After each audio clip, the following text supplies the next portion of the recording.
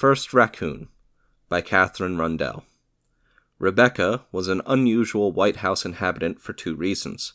The first was that she arrived as prospective dinner.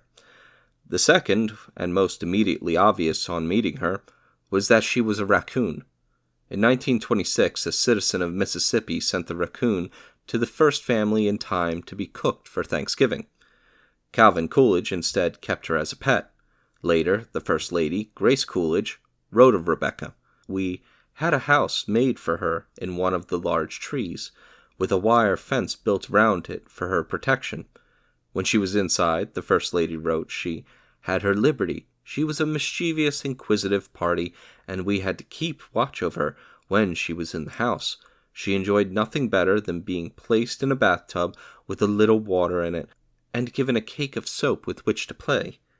In this fashion she would amuse herself for an hour or more.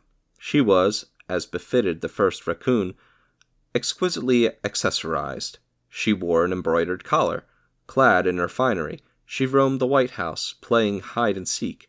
She had participated in the Easter egg roll on the White House lawn, a bow tied to her collar. President Coolidge, the press reported, liked to have her in his study, sometimes draped around his neck, stroking her as he worked late into the night.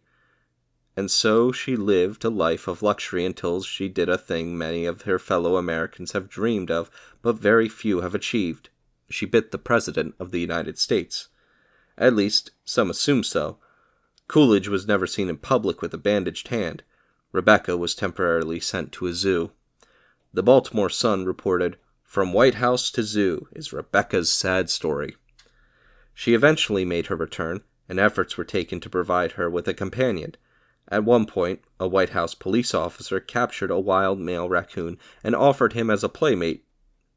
The male, named Reuben, ran away, and Rebecca lived on in a stately solitude. Grace Coolidge wrote, "Rebecca had lived alone, and had her own way so long that I fear she was a little overbearing and dictatorial, perhaps reminding her spouse that he was living on her bounty."